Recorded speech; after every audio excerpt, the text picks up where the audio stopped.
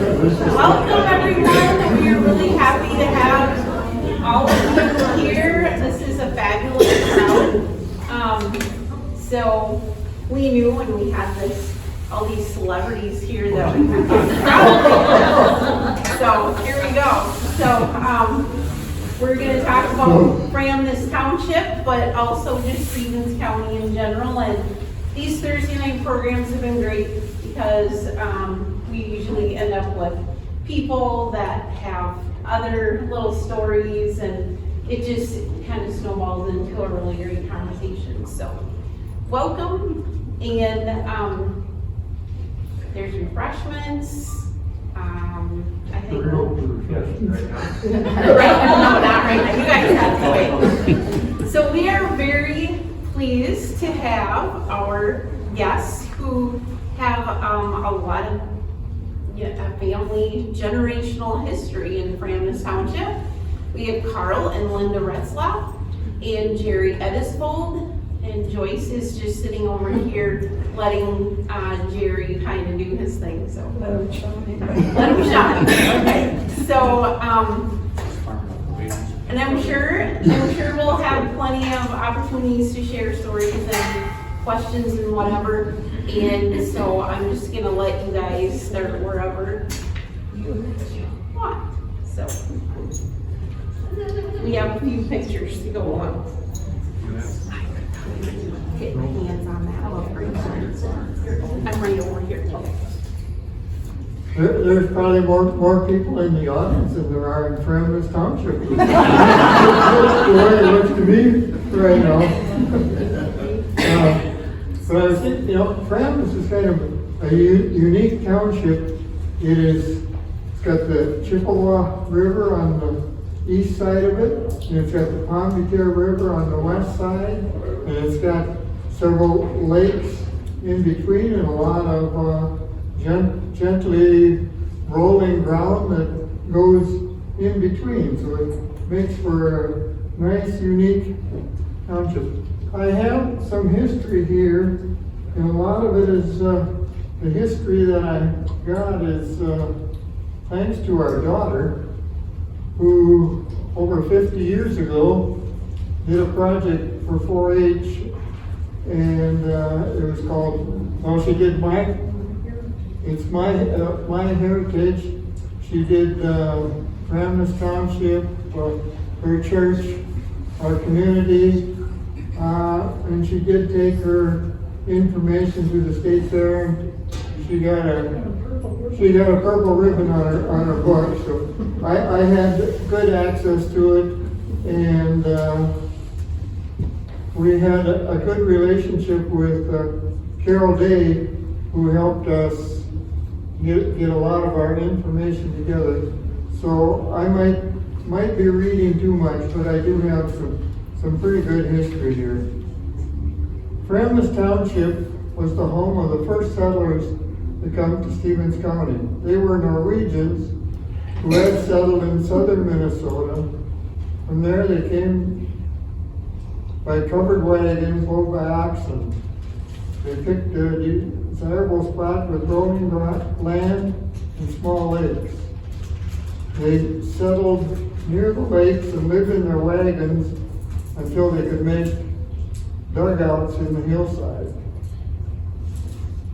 The township settled mainly by Norwegians, and Swan Lake was by Germans and Swedes. And there's probably more descendants of early pioneers still living in the county than any other township.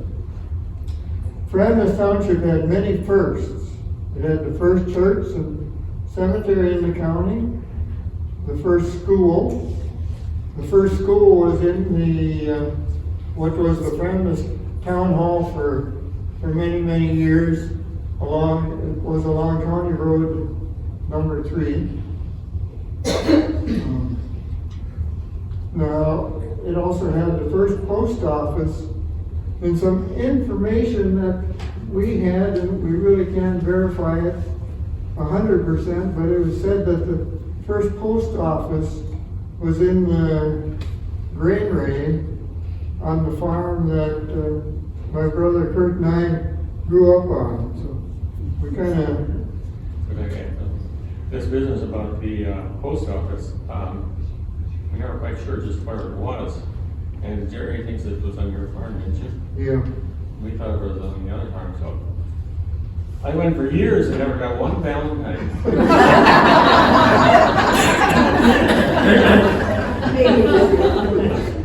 And we had 4-H calves too. And we hooked them behind the tractor to went in, pulled them, teach them how to lead, but we didn't start teaching them until the night before the 4-H tour. And then we got them in there, and we each got a red ribbon. And by morning, the cans had eaten the ribbons. We didn't have much luck this year.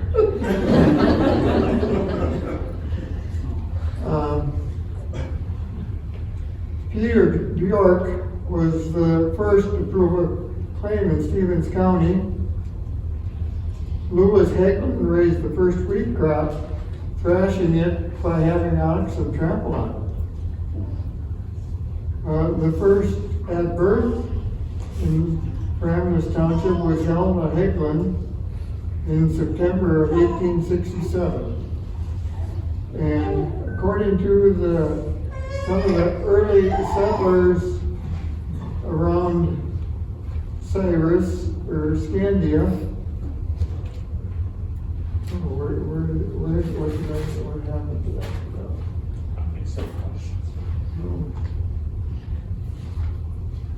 I know Thomas Thomason and Hegland and Hansey were some of the first settlers in Framnas Township.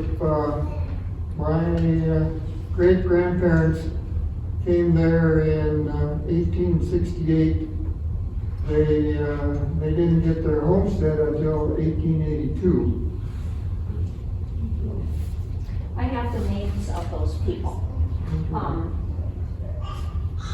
Thomas Thomason, Charles Olson, Thomas Hagen, Christian Jacobson, which would be Carl's great-grandfather, Louis Hegland, which would probably be the Hegland, the first baby, right? Peter Bjork, which is our lake, is Bjork Lake, and then Hans Gudbakken. So those were the first people that settled in Stevens County, right out where we live. Well, most of those were like between our place and your place. A lot of it was around the Scandia woods. And that would have been before Morris was a town. Glenwood was already a town, I think, but Morris wasn't because, I don't know, something about the railroad. So was your mailbox in a building or was it in the house? It was in a building, as far as we know. We don't know much about it. It never really looked like a post office when I can remember. Because I just remember it as a drainage. Framnas Township was organized under the name Scandia on January 11, 1873. The petition was circulated by Eric Solsa, and the first election was to be held in the Holy Becky home. On June 7, 1873, the county commissioners ordered the name changed to Framnas. Many settlers were familiar with the cape of the coast of Norway that was called Framnas. That's why they changed it from Scandia to Framnas. Okay. The first church and first cemetery. Oh, there's Framnas. There's Framnas right there.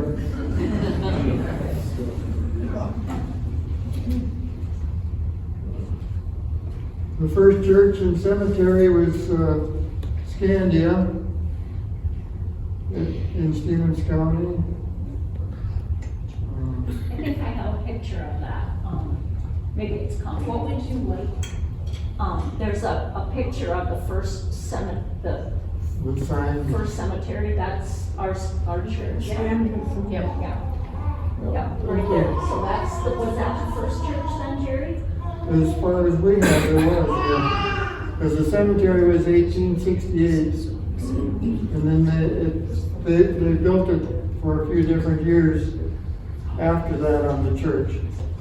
So, it's these congregations that separate one of the previous, and that was the church that got moved to Morris. The building got moved to Morris. The church that church had disbanded and gone into Cyrus.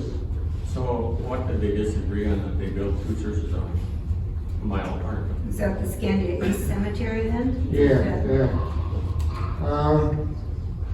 I'm not sure. Our daughter did a report on the 2 to 6th grade project on this, and the reason that they built another church was because they couldn't agree if the school should be attached or not. And the school was real close to there. It was right in the corner of Grove where Peter Brandt lives. It was originally, the argument was about where the pastor's house should be. Yeah. Roughly half the congregation viewed that the pastor's house should be close to the church so that he would be on call for 24 hours and 7 days a week. The other half said, no, they need, the pastor and his family need to have a real life. So they were petitioning to have the parsonage actually in the town of Morris. As a result, half the congregation picked up after 2 years and moved a mile and a half to the east and built a second church, a little bit bigger. No. Scandia East is where the second church is. Scandia East is where the second church is. And the church building, I think was 1952 or something like that, was the last year that they had 52 or 56. something in. Something in the mid-50s. Because I remember as a kid going to some Sunday school programs in that church. You know, so. It's incredible to build out there. Yeah.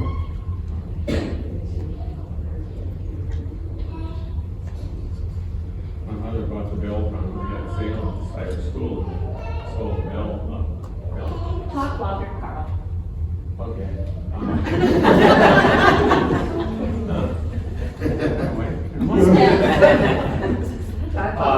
They had a really big bell out at the cemetery, so usually lunch at every, well, you should look at it. And I was saying, my mother bought the bell out at Cyrus School, and brought it home, used it for a dinner bell. It was a pretty good sized bell. And we had 4-H meetings, and we had 4-H clubs at different houses. And the clapper on the bell disappeared. Nobody knew where it went. And it was about 10, 12 years later that Ken Roosevelt was somewhat of a prankster. And he'd taken it out as a joke, and then he finally gave it back like 12 years later. We were never getting called for dinner. No wonder you were so thin as a young boy. We found the clapper, obviously. So the first cemetery was Scandia East then? No. Scandia West? Scandia West. Okay. That one right there. Okay. Yeah. Because my great grandfather is buried there because it was the only cemetery in Stevens County when he passed away. Okay. Great great grandfather. Yeah. There's a lot of history in that cemetery, a lot of names and stuff that, some of the early families that built the church were Peter Thorston, Thomas Thomason, Owen Dahl, Peter Strand, Lars Hansi. The church property was donated to Scandia by the Hansi family. The outer shell was built, the lumber was hauled from Home City down to build the church. So that by sleigh or wagon? By wagon and sleigh.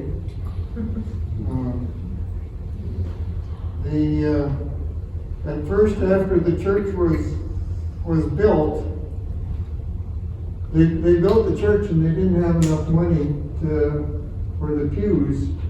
So they didn't have pews right away, and the pews came a few days later, but the families contributed money in, and after the first couple of years, they had enough so that they could pay off the mortgage on the church. And you know, I saw someplace where the families each contributed like $3 a piece to help build the church.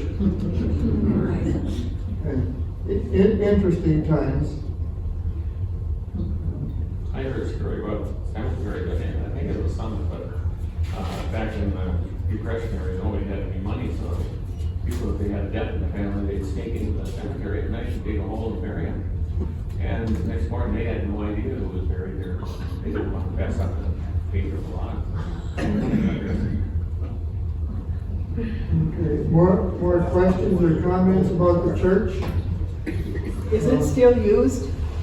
Scandia has a church service there one Sunday every summer. The last summers we meet outside, but we do have a church service there. So. With Trinity out of Cyrus, Scandia has joined the Trinity congregations in Cyrus in 1968. There were a couple of weddings that were held out there in more recent years too, out of that church. Right. One of those dolls. And for baptism, we had both of our grandchildren were both baptized at Scandia, and that's 18 and 16 years ago. So, yeah. So it can be used for different functions. See, Jared, was that school, parochial school or public school then? The school over by was a public school. That's, so the first school was a parochial school then? No, it was a public school. Okay. I know my dad went to school there until 3rd grade. And then the that school district was consolidated with Cyrus. And that school building was moved into Cyrus by horses and skids. It was, when we were going to school there, it was the home ec building. So, and then later on it was moved behind, was the bus garage, and it was converted to a residence. You know.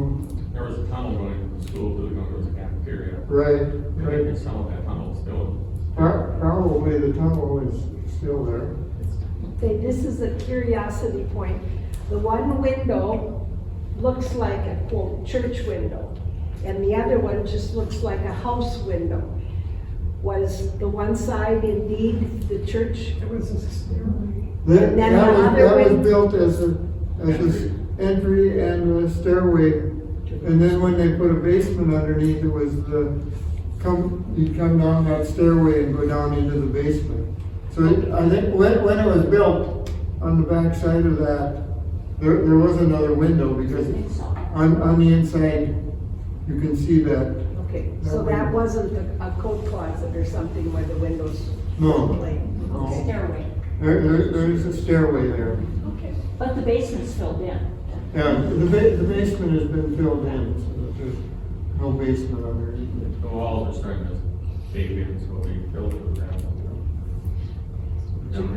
Yeah. The first picture in the pocket of there is the dates.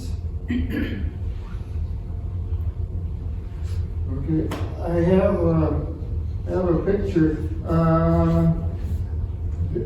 A group of the Scandia people got together after the church consolidated with Cyrus, and we have a stone that's built right there. You can see it in the corner.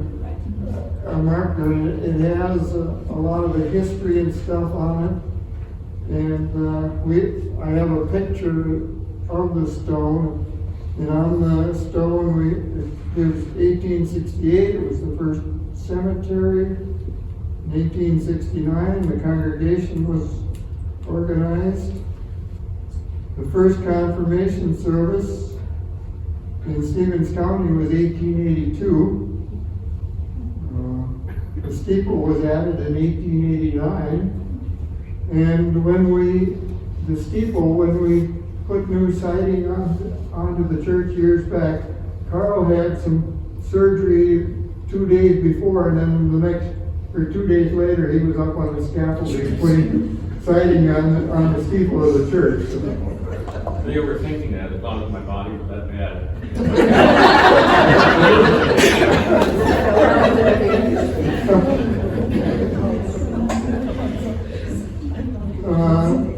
The pews and pulpit were added, it says 1940. There was a kitchen on the back side that was added in 1947. It was wired for electricity in 1954. 1954, the basement was added. And the final service was held there April 27th, 1969.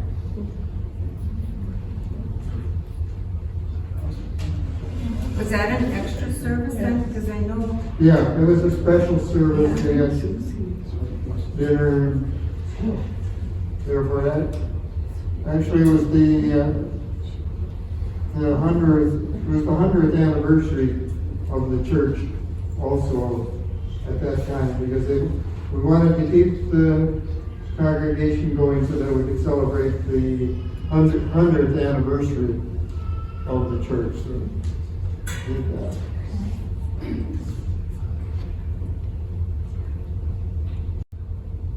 What?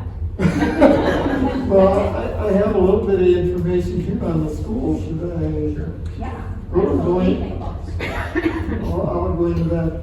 I mentioned that the school was right over there by Peter Grant. I was, I think, District 1. So Jerry, if I put a map up, do you think you can point to where? Just a minute here. It's in section 14. All right. Okay, it's by that number 3 right up the. Right here? A little further, it'd be a little further west here. Over, right about there. Right in here? Yeah, right back in there. So it wasn't the town hall that we had on our road then? The school was not that building? The town hall was moved in later, wasn't it? Yeah, And then they had it split it on the northwest side of the road. right. And there was a railroad problem. But where the town hall was District 2. Oh.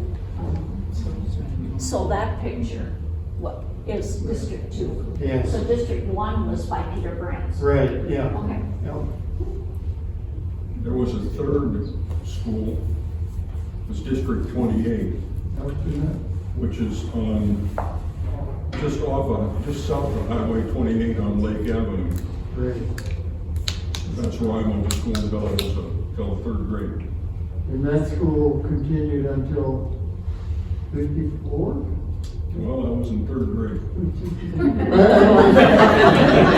You gotta figure out when you were in 3rd grade. I was in 3rd grade for about 6 years. Jerry? Yeah. And I live in District 5, Okay. schoolhouse. Yeah. And if anybody here happens to have a picture, because the museum doesn't even have a picture of the school from District 5. Okay. So there was more than one school in a township? Wow. Boy, Yeah, I didn't because know that. the Stone Schoolhouse was District 14. yes, And that went, and that was built in 1908. And, I don't know, just my cousins, the Weirses, went to that school until Harlan was about 6th grade, 7th grade. And that was a long time ago too. And there was a District 8 that was south of Highway 28 down by the Schmitz, down that area. Yeah, somewhere Charlie Schmidt. Okay, right over, close to, that would be on, down about section 34, 33. Over in that, right in that area. I can remember going to Christmas programs there. We had dueling Christmas programs from District 8 and District 28 because our teacher was the mother, and in District 8 the teacher was the daughter.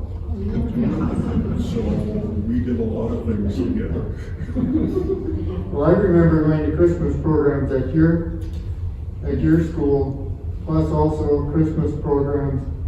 Our Sunday school and the Sunday school at the other church too would go back and forth to the different Christmas programs. Yeah. You know, even though they were a little bit different synods, the churches still met together. Actually, I do have kind of an interesting story, and well, Harold Choldahl used to tell us about it because he came to live with my grandpa and grandma when he was 13 years old, which would have been in the 30s. And he would tell us this story that, well, Choldahls lived where the Winkte farm is before that. And the Choldahls couldn't afford to have all of their kids. So Harold went to live with my grandpa and grandma. And also, at the same time, my grandma's brother was living with them, and Alfred Lee, and the Lees and the Olsons were members of the other church. And Alfred, when they'd go to church on Sundays, my grandpa and grandma would leave her brother off at the other church and go to Scandia for church, and then come back and pick him up after church on their way home. You know, just a little bit the way the families and stuff worked back then. Did this young man that moved in with your family, how did he stay connected with his family, or didn't he? He did. I think after they got a little bit older, he was connected with his brothers and sisters and his mom and dad too. And I'm not sure if he stayed there until he graduated from high school or not. Kurt, do you know? But it was during that high school time period, and there were probably my dad, there were 11 kids in that family, so that in the mid-30s, there were probably 3 of the members of the family had left home and were either working on their own or in college. So, but then the rest of the family was still home, and they had Harold living with them. They quite often had a hired man, Alfred, and quite often a lady to help Grandma with the cooking too. So our house, there were 4 bedrooms upstairs, and Grandpa and Grandma slept downstairs. So, and it wasn't unusual that there were 3 and 4 kids to a bed at that time. So, Jeri, on here when you're talking about where you grew up and your 11 kids and whatever, where is that? Okay, that's section 12, 12? where Joyce lives. Okay. Where Joyce and I live, right there. You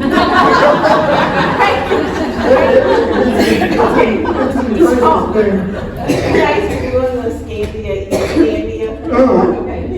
And I grew up in section 13. There were those 2 houses are right there in 13. Right south of there in the northwest corner of 24, a name that was good, what was the name, Goodenbach? Good Vangen? Goodbog, that's where the Lee family lived, was Okay. right there after the Goodbogen. And my great grandpa Lee worked on the railroad from Little Falls to Morris before, when he was in his working years. So.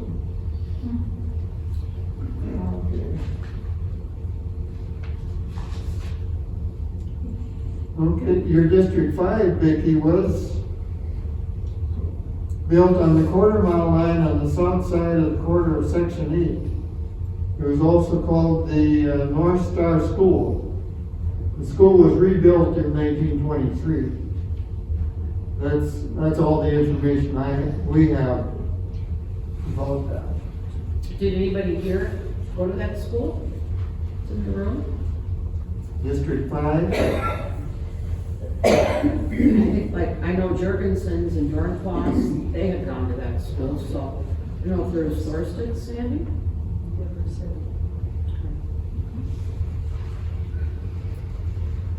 Okay. District 14, which is the Stone School,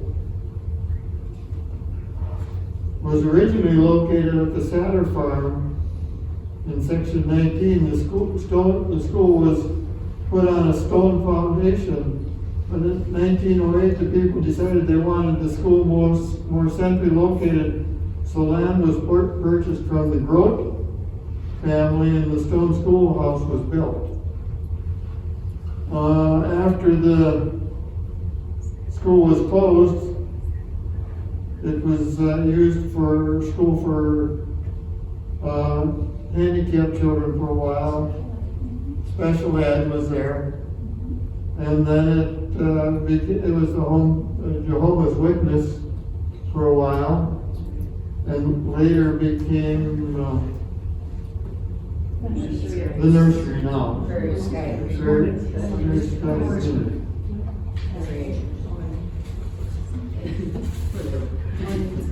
Coolest thing about that school was it had a basement. Yeah.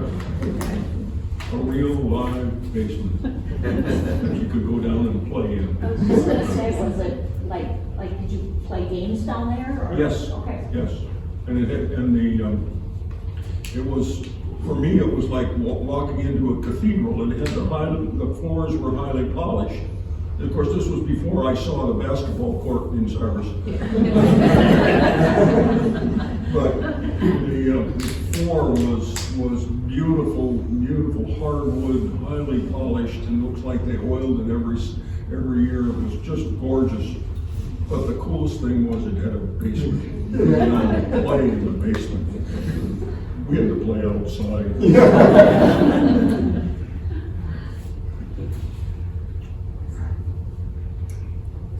Well, I have a little bit more. You asked a question about how the families kept together. I think sort of a sense of space might help. You saw where Joyce Ettesvold is. That's where Harold Childo was growing up as a young boy. He was farmed out to work there. Well, his family was over in Section 15, where the Wente farm is, which is about 2.5 miles away. Also, the Childals went to Scandia West, as did the Ettesvolds. And the Nancy's. And so that was, they were connected. It wasn't like he was shipped away to another world. He was just down the road because they couldn't afford him and they needed help.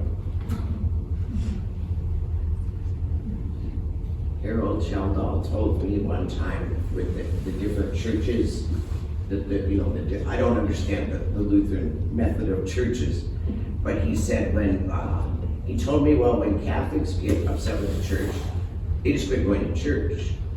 And the Lutherans, when they get upset with the church, they start another one. That was straight from Harold. That was straight from Harold. Sounds good to me. Sounds good to me too, because Harold has told us a lot of stories. Harold worked for my grandpa. Harold worked for my dad for many years.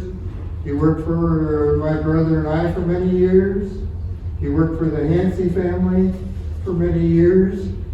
I know one time Harold told me, he said, there's a pretty big area here. He said, I think I probably know where all the rocks are located. Harold had a terrific memory. His memory is still pretty good. I talked to him a while back, but it's been a while since I've talked to him. He doesn't get around like he was before. Is there any reason why there's only that one stone school in the county? There's stone barns. No, there's a stone. Rendsville had a stone, Rendsville. It was Is that a stone school? the Rendsville Town Hall. Yeah, okay. Yeah. So was this one here a WPA built stone school, like the one in Rendsville Township? This was built before the WPA. Okay. This was built in 1908. Okay. It's just a testimony to the number of rock that are in the field. It was a point of pride to not have to build a stone school. Okay.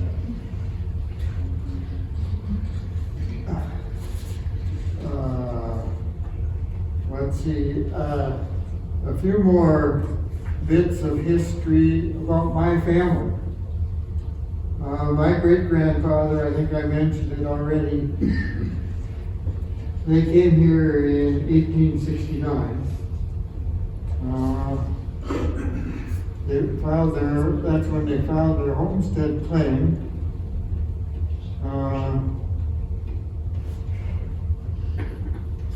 Grandpa went to someplace to buy lumber and came back with, he had just $1.25 left when the family reached their new home. And he still owed $50 for their passage from Norway. So, that's pretty good. Clothing was mostly handmade back at that time. Great-grandma was spinning. In the area, there were a lot of prairie chickens, ducks, geese.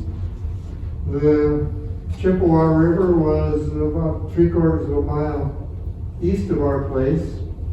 And they would go down there with a wagon, and they would bring home boatloads of fish that they would clean dry for eating later on.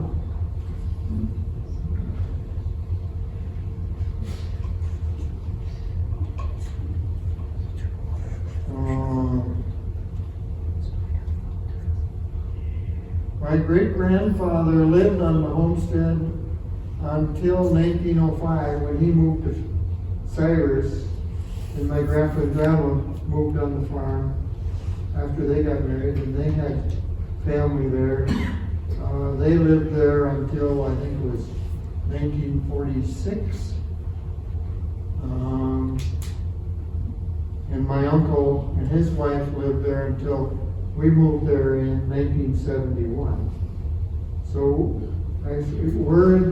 we're the longest people to have lived on the original homestead. We've been there a little over 50 years now. Grandpa, in 1945, he had the honor of being selected Midwest Farmer of the Year. And that was from 5 different states: Minnesota, North Dakota, South Dakota, Iowa. From that honor, he and his wife won a trip to Washington DC for the inauguration of Franklin D. Roosevelt. There are interesting stories about my grandma.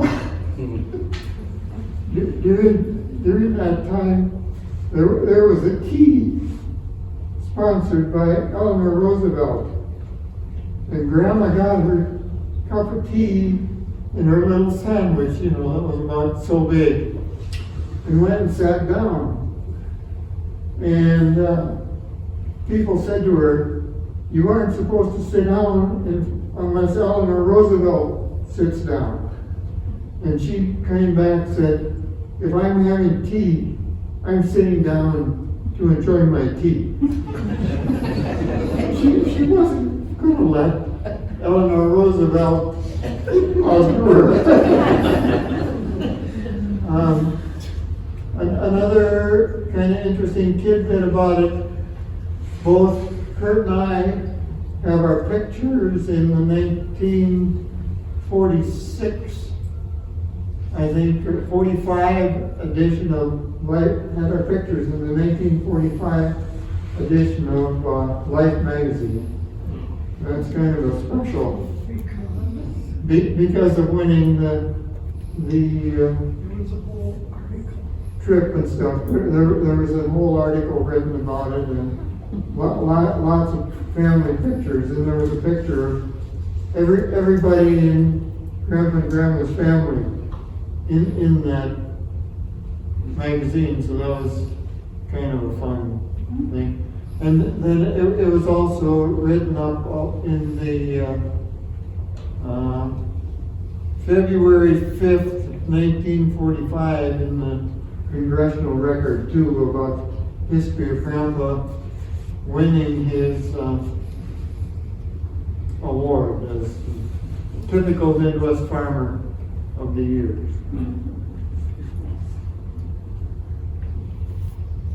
Carl and Linda, I'm done with what I have, except for taking too long already. What were your grandparents' names and their parents? My grandparents' names were Antoine and Rosetta Ettesvold, and their parents were Mikkel and Anna Henriksen Ettesvold.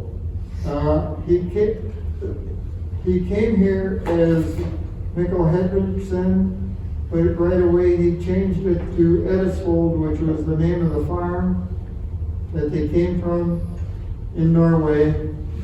And he did it right away because all of a sudden there was another Mikkel Henriksen up the road that didn't have a very good reputation. and they were getting some bad bills from there. So right away he put the Ettesvold on it, and it's been Ettesvold ever since.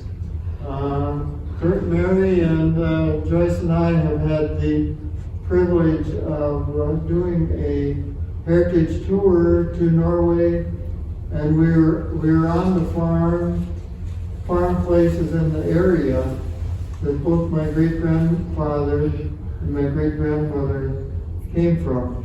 And there was a mountain in between them. So, you've probably heard lots of stories that they would take their livestock up to the mountain, and top of the mountain to summer feed, and there would be relationships that would start from there. We were in the church in, I don't remember the name of the town. It starts with A. Kurt or Mary, do you remember the name of the town that our we saw it in the register of the church where their names were in there, where they were married in 1863, 64. Close enough.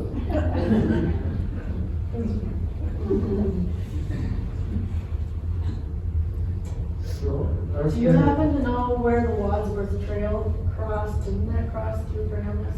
It did, not real sure. I know that there's a sign about 1.5 miles north of Cyrus that says Wadsworth Trail crossed here.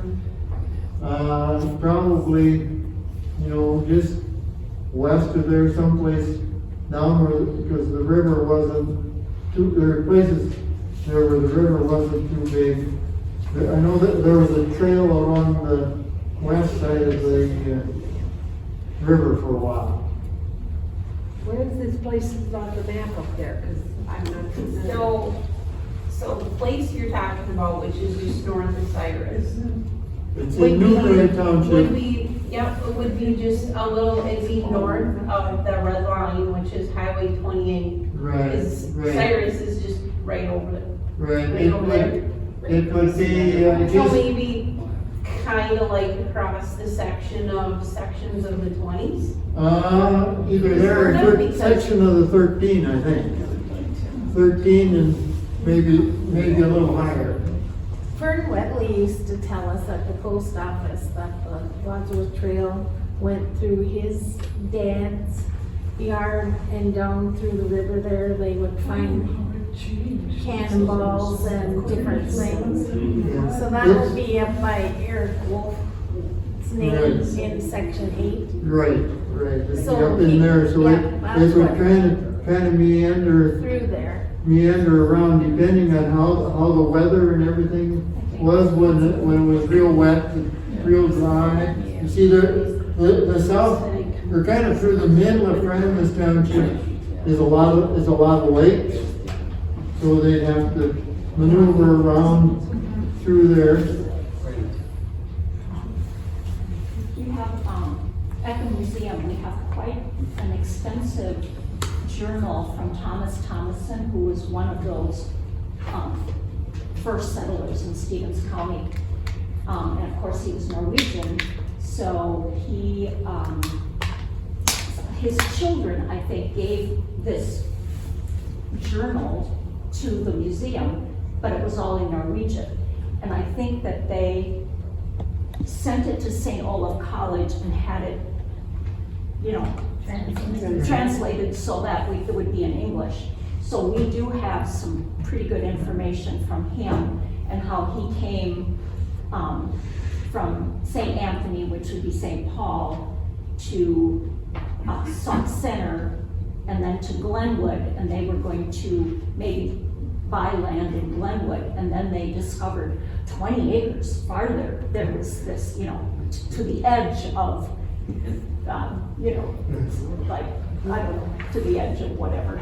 And so then he bought land right where we are, and he stayed with Peter Bjork for a time with his family, because Peter Bjork was a bachelor. So they stayed with him until they could get their house built, their log cabin built. But we have quite a bit of information from Thomas Thomason. We're just so lucky to have that. And a few years ago now, our museum has written a book that, like about a 4th grade level, that is Thomas Thomason's, part of his journal, and there's beautiful art in there. So, something that, you might want to check out. What else can I tell you? Do we have any other pictures? What, I don't know. Do you want- Well, we could talk about the log home. Okay. That was, so about 6 miles north of where we are. It was, the Brunses lived there, but prior to that, it was the Trontos, and there was a log home encompassed, they had built all kinds of, like, built other rooms and a roof over the top and whatever, another story. And they contacted the museum and said, does anybody want to save this log home? Because they're going to doze it down and turn it into farmland. And Carl and I were at the museum and we were like, yeah, we want to save that. Well, we had no idea how much work that was going to be. So, Did you raise your hand, Carl? we even made it with All I them. know is my next wife is gonna be paraplegic, and not raise your hand.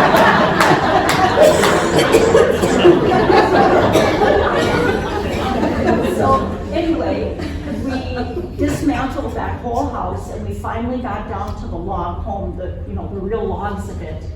And Carl put Tyvek tags on each one and put it on 4 hay racks, north, south, east, and west. And we brought it home and it was fall.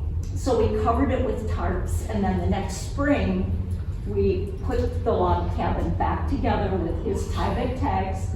And it took us probably 7 years to get it to be the way it is now, because it didn't have a floor, and it didn't have a ceiling, and it didn't have a roof, and it didn't have windows, and now it does have all of those things. And so, too this summer. what? Reshingle too this We summer. had to reshingle it now, just recently in the last couple of years. Yeah, Dusty, my kids did that. But it's on our swell property, and it is used for teaching local history. What a great place, right, for local history right there where it all How happened. many of you people been out to Swell or? Do you want me to put the classroom up, Linda? Yep, the classroom. So how Swell started, if you're interested, it was 31 years ago now, and we wrote a grant from the Blandon Foundation, and we received some money to develop the woods into an environmental learning lab. So we built a classroom. This is the second classroom. The first one burned down, and we had insurance money, and we put up another one. So inside this building, there are binoculars and microscopes and, yeah, I don't know, bees nests and all kinds of stuff for the kids to look at. And in the last few years, we've had quite a bit of rain, so we don't have a dock anymore, and we don't have a trail that goes all the way around the pond, but we have other trails, and we'll just have to wait for the water to go down. So we teach environmental learning and historical learning out there. And geological also, because Well- it's glaciers that form these hills out in the woods there. And it's really interesting up by where Randy Hager lives. That's a little bit up the road, about half a mile. There's 2 big holes there. They're about the size of this whole museum in diameter. They're probably 30 feet deep. It's just like a meteorite or an asteroid hit right there. And there's another one next to it. And they're really deep. And I know when Gordon Fry lived there, he thought it was great for storing the river. I don't know if he had a permit for that, but. It was formed by glaciers. Well, yeah, I think so. And then on the side of Round Lake in the south, I guess it's called Esker. And was that where the ice melted? A little under. Forms. In ice river formed, and then it pushed out rocks into our lake. So there's a finger in our lake, York Lake, that's real shallow and sandy. It's pretty interesting. And somebody, apparently probably WBA, had dug a channel in between the Round Lake that you see there and the York Lake, which is right by our place. It isn't very deep, but it's about, big enough so they apparently thought they could drain one of the lakes. But it's never been dry up in there. But there's some beautiful big tall trees out there. And mostly there's some oak out there too, but it seems like Mike Haley told me that as you get anywhere west of our place, you don't see oak trees anymore. Do you have any oak trees? And why? We don't know, but I'm interested in a bit of natural history there. I think it tells about what's happening tomorrow too with the conservation day. Oh, yeah, so every year, the Hope and Stevens County soil and water people get together, and they provide a day when the 5th graders from those 2 counties can come out to Swell and have a conservation day. That's tomorrow. So we're a little busy. And there's like maybe 15 stations, or I don't know how many, about that many. And the students go for 25 minutes to an instructor, and they have lessons, and then a horn beeps, and then the kids move on to another place. So we'll have probably, I don't know, 7 or 8 buses out there, and It's gonna be really cold, but you know, every year, I think it's been probably going on for 15 years now that they've been doing that. So it's still being used. We're still making history, you guys, so that's good. One year they had a guy brought a team of horses and had a great big club. Great big, long thing went on, they got one in here. That was a rendezvous, actually. We've had rendezvous out there too, where it was very, just history, and we had somebody doing a loom and a spinning wheel, and we haven't done that for quite a few years, but yeah, that was plowing, so the kids could actually see how that was done. And the first class were down there, had a little bonfire up, and they went back to school, and great big wind come up and just blew the coals out, and the fire just went through one of these little fires right through the woods. And I'm sure you would have walked way faster than it was able to light up one of the timbers holding the classroom up when it burned to the ground. And we got out there in the fire department when there was nothing left. Can't hear you, honey. That's probably good. When we're at home, she's really happy about that. I understand this. But anyway, so. We have that same problem in our house. Really? Yeah. We can get vaccinated for that. Carl, can you tell a little bit about the dugouts that you Yes, found close to your place? The road goes past our place in a half mile up the road.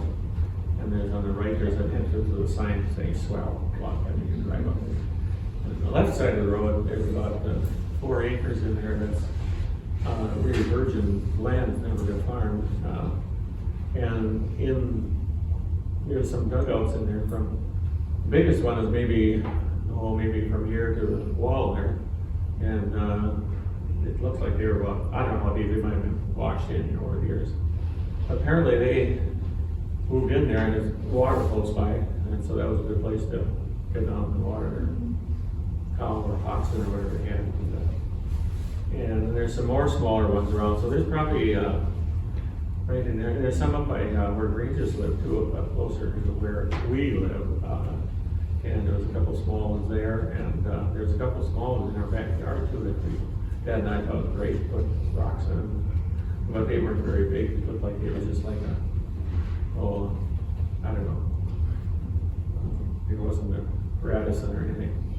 So they must have taken saplings. There was probably enough wood around there by the lake would keep the prairie fires from burning off of these trees. So there's some good sized trees up there that probably saved them from the fire. And I suppose they put some sticks up and put reeds and bulrushes from the lake and lived in there. I can't imagine. I can't either. Can you imagine having a baby in a dugout? How did you know what they were? Well, it's kind of like my grandmother used to talk about that. And Grandpa Roy told us that there were 3 dugouts right across the road from the swell entrance. And it was a bachelor. And he had one for him to live in, one for his animals, and one for storage, like putting supplies in. We've never had them excavated or archaeologically dug, so we don't know. I mean, And most of the time, if those people moved, they didn't have anything, they kept everything with them. right, they probably wouldn't These find cannonballs and anything. shotguns or whatever. There also was a rumor that we've heard over the years that there was a bunch of ammunition. Talk louder. A rumor of what? You know, I think you've got a phone call. In Chicago. Shotguns. Pardon? Shotguns, what were you gonna say? Shells, ammunition. Oh, yeah, and Ranger, when he lived there, would go around with a mining metal detector, see if he find it. Apparently they stockpiled this island after an Indian attack or something, or Indians around. So, but there wouldn't be much left of that anyway. But anyway, that's kind of what swell has done, other than the fact that every tree that falls down lands in the trail. We learned that much about forestry. It's really nice. We got a sawmill out there, and if we get some nice straight logs, for one thing. When did your family come to Framnas Township, Carl? My grandmother, grew up over where, I don't know if any of you know where, Sloniker's place used to be in the old days. And then, Bud Cayley lived there. And somebody else was bought them. I haven't met, we've met them, but I don't remember their names. And anyway, she married, where Alan Parson lived, he had, his, Seaver Larson, and he had, 3, 4 boys and 3, 4 girls. And my grandmother married one of the boys, who was Carl Larson, and, he spelled his name with a C rather than an A. And there's an interesting story behind that. Do you want to hear it? They never told us what year it was. I don't know if I can remember that far back. I think it was after the Civil War. But anyway, no, it wasn't that far back. Anyway, my grandmother married one of his kids named Carl. And Seaver must have given him a quarter of land right next our land, our farm, the giant Parsons. He must have given them a quarter of land, and then they built a barn and a house, and mortgaged the land. And, so then, my grandmother's husband, Carl, they found him dead. He had a stroke when he was about 45, and so she was left with Ruth and Martha, mother and her sister.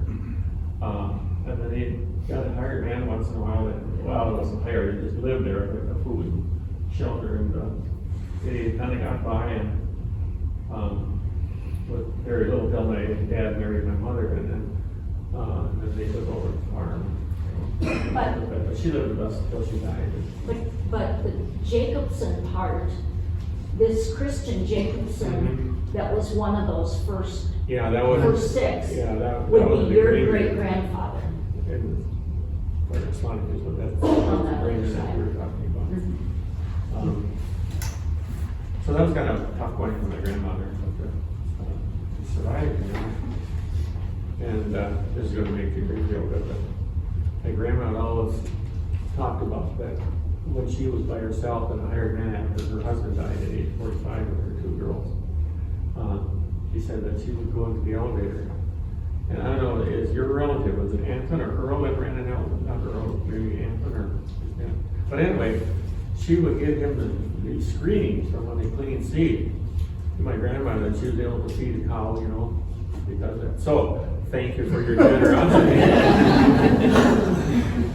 So, there's some interesting stories. But when you're a teenager at 18, you know, these old stories don't mean too much, you know. No, they don't. Well, no, you know, they don't.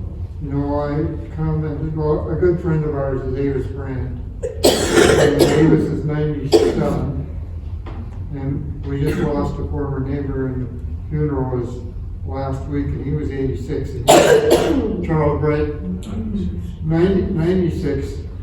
And I know growing up, they were neighbors. They lived on the big place, and then they lived right north of us. And I was thinking, you know, when I was 15, 16 years older than me seemed like a long time. Now when I'm 80, those 16 years are just like Joel was going like that.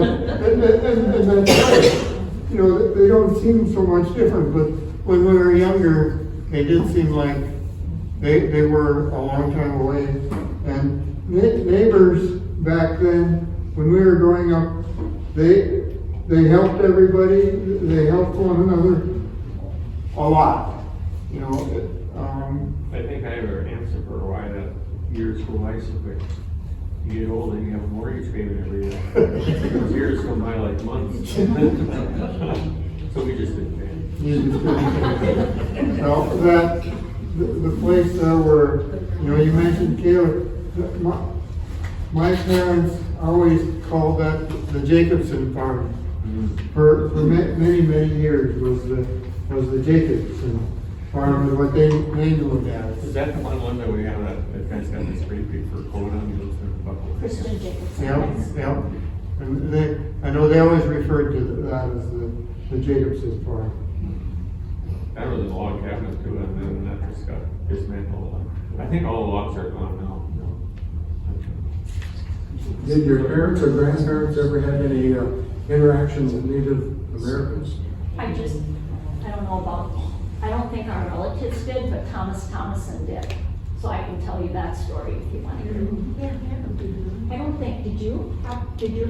I don't have any stories about that. I'm sure great grandpa probably did, and I remember on one of the 40s that we had, there was kind of a hill on it, and they claimed that might have been an Indian burial mound, kind of in that area when we were picking rocks by hand. Every once in a while, kind of in that area, we would find maybe some tomahawks and arrowheads, and it was close to Lake Charlotte and Moore Lake, so it was right kind of in the area where the Indians would be living and stuff. Okay, this, So I'll tell you this story. This is a good one. Upon my arrival at home, I began to erect a log house on my land. It was early in the spring when I had begun in a small way to hew timber for the house, when I heard one evening at sundown a gunshot down by the lake. I am puzzled at first, since I knew that none of the neighbors were out in these parts. It occurred to me that the Indians might again be around. This proved at once to be the case. Shortly thereafter, a big Indian, fully equipped with gun, tomahawk, spear, and so forth, appeared at the edge of the woods near me and came right over to where I was. I greeted him with the usual "how," and we stood there eyeing each other for a while. He was an older man, but big and straight, and had on the whole imperious manner that he gave me the feeling that I was standing before a chieftain. His appearance, moreover, suggested that he could well have a few white people's lives on his conscience. I was not very happy about this visit. I tried first to start a conversation in English, but he just shook his head. With that, I took out my pipe, filled it with tobacco, lighted it with a match, and sat down to smoke. He then took out his pipe, filled it with killicanak, dried leaves from a bush, struck fire with flint, and sat down opposite me to smoke. But no conversation developed between us. I learned, however, that he was of the Chippewa tribe and was out hunting. Our company became a little boring, so I stood up, indicating that I wanted to go home, to my house. I took my axe and started off down the path with him at my heels. I had to go through the woods to get to the house. Here, he made a side trip down to the lake where he fired a shot and then came after me with a couple of wild ducks in his hand. These he offered to me. I now understood that his intentions were good, and he followed me home. My wife looked puzzled when she saw him. We invited him into our house, for which he seemed very thankful. We gave him some food, and he helped himself to it plenteously. After this, he told me by pantomime that there were several of his company west by the river. After a while, he set off in that direction. The day after, he came back with his son and their canoe with all their equipment and settled down in our woods. We became better acquainted with him and learned that he was the chief of the Chippewa tribe. Unfortunately, I cannot remember his name. We learned that he himself was a good Indian, but at the same time had bitter enemies of the Sioux, which he called bad Indians. He showed me scars on his body from wounds inflicted in conflicts with them. He visited our settlement with our group regularly every year for a long time and never failed to pay my house a visit. He showed me many signs of confidence and friendship. So I think that's fine. So I don't think there were any real big fights in our area, except maybe between the Sioux and the Chippewa then. Yeah. Is that, make feelings down the river bottom, there used to be farm. Yeah. Was that the Framnas Township? Yeah. Those stones are from that there. It's where Tyler lives. The flower shop.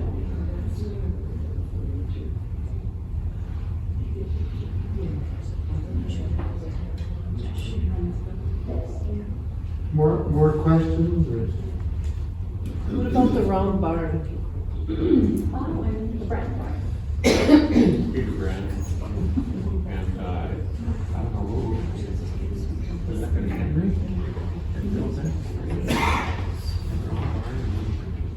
I don't know, where's Avis? But, I don't know what the purpose of it was. It was supposed to be more efficient for the cattle to go in a circle or something, I don't know. Everybody around, I don't have. Joel, probably, you know much history about the round barn? I'm trying to remember, let's see, Henry was,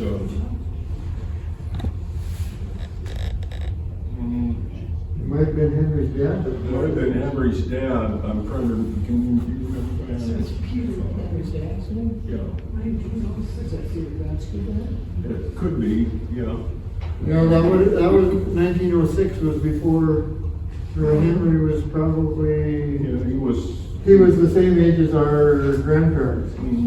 So, it was a perfectly round barn, which made it, incredibly hard to stack hay in. Trust me, I know. You were involved in some of the work here. Is that barn still standing? No. No. In the geological terms, just an instant ago, but for some of us, it's probably 40 years ago. 40 or 50 years ago.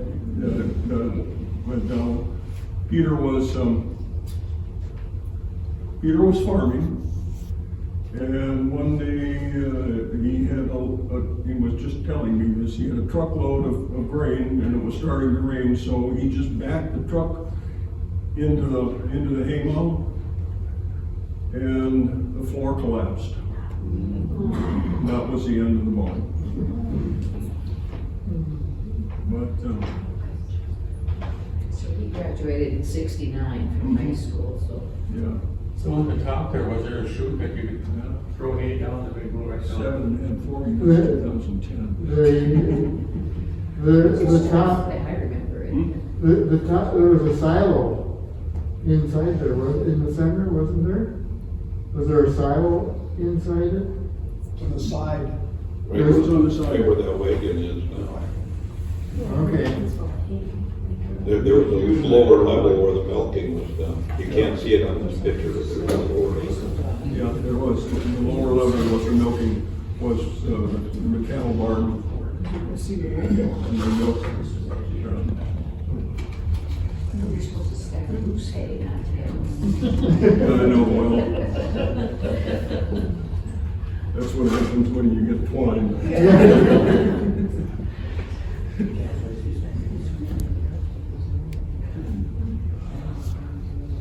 You mentioned the Wadsworth Trail. How did that get originated? Was that a stagecoach line or was it the government owned, or did the government pay to go across your land, or did you just go where they want About it, there's a whole panel in the exhibit on the Wadsworth Trail with the maps. So I think your question might be answered.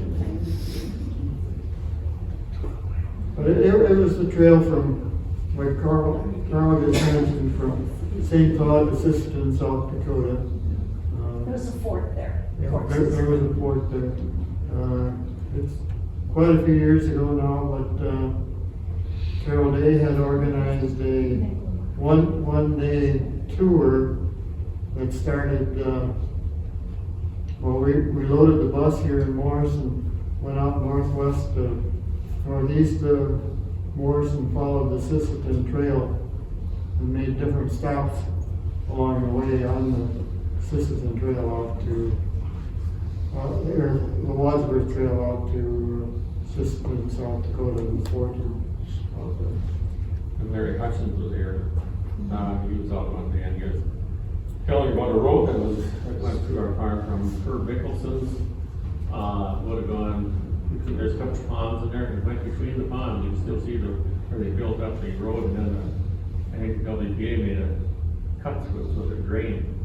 But that, it showed up on one of the old maps that this road went between those two slopes, and why they wouldn't have gone up the hill, you know what I mean? And then it kind of snaked over to Herb Mickelson's and then kind of disappeared, and we don't know if that's part of the Wadsworth Trail or not. Or they might have just gotten lost, you know?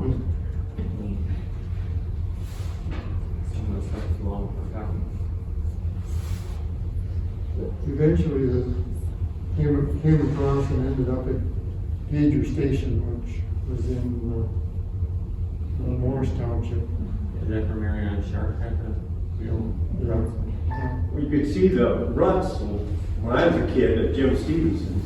Yeah. Or Ray Seaston. Yeah, and I know when we went on that Wadsworth Trail, when we were up into that area and saw where the ruts were and stuff as it went across through there. You know anything about the flour mill that was down there on Bounty Dare behind Kalix or Norsted's? There's some pictures around that you see once in a while up on the wall. Foundation's still there. So it would be by Vicky Dostal's down there? By Telus. Yeah, well, Yeah, away and half a mile up the river. Oh, by Telus, okay. It's where Art and Dagna live. Is that the North Star? Is it the North Star? You know, I think Telus got a little write up on it, but We got the North Star one in the exhibit. I'm not sure if they know. I don't remember it being there, in that little silo. Some rocks off the river a little ways, and we got the mill, stones or whatever it is. You said there was a mill in Morris too, Carl. Well, there's a Greens mill, wasn't it? Yeah. Did they do flour or did they? Yeah, they did. Yeah, we got a flower maple there on. Oh, really? Well, just across the street, that's actually. That was a good size.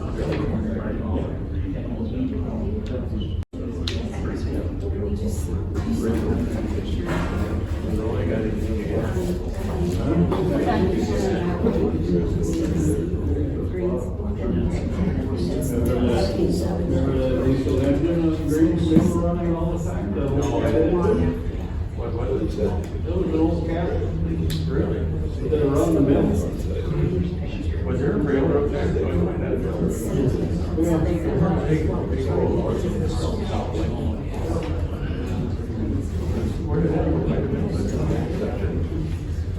Where did that railroad go? Is it the back of it? Yeah, it was on the back side, yeah. Where the alley was. Yeah, because there was an elevator dump on the back side too, where they drove through. We were talking at Green's Mill. So the railroad track ran in the alley there behind. Green's Mill was where Ace Hardware is now. Yeah. And where Detoys is used to be a depot.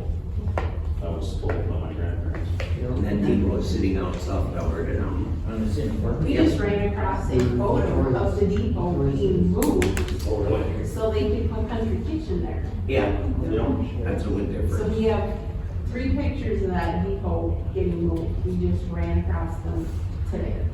Yeah, I think that track, the spur ended like at 7th Street. And it just went in and fed that mill, Yeah, Green's Mill. I remember when they tore that down. My grandpa Couldn't used to see have. anything in Morris for weeks. My grandpa, Homer Anderson, used to be the manager of North American Creameries where Town Country is now. When you went Town Country, you go up those steps. Yeah. That was the storage area, and it was built that height because the railroad siding went right beside it. There was a spur that went right along that building. I might have some pictures of that. He was there until 1952. Until 1952. We heard a story that kind of next down that somebody was having muskrats and whatever, all in there. And we got the spring, he loaded up all his furs and headed to St. Cloud with a sled pulling it. And when he got to we had to turn around and come all the way back. It was first and all supply. Wasn't much fun.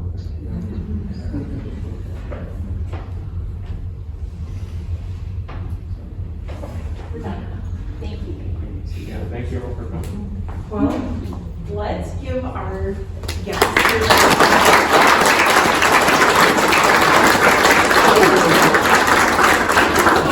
for sharing your stories and thoughts and starting conversation, and we appreciate that. We're going on the road next week.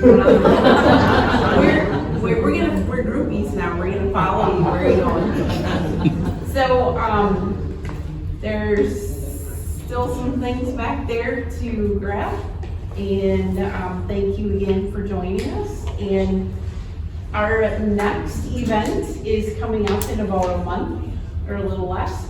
It is the Cherrywood quilt exhibit. And you'll notice that it talks about it being the 2020 exhibit. It's because they put it together in 2020, and we all know what happened right about then. And it just kind of sat for a while. Nobody was having quilt shows and exhibits. We weren't doing that, right? So it just, we're at the kind of tail end of it. Started circulating again in 2021 and for a year, and we're kind of at the tail end of it. So in fact, I think we might be the last ones to have it. So there's this poster over there on Margaret's desk, and little cards. If you want to take a little card, put it on your bulletin board or your refrigerator, feel free to take that with you. Enjoy each other's company, and see you again at the next thing. Thank you.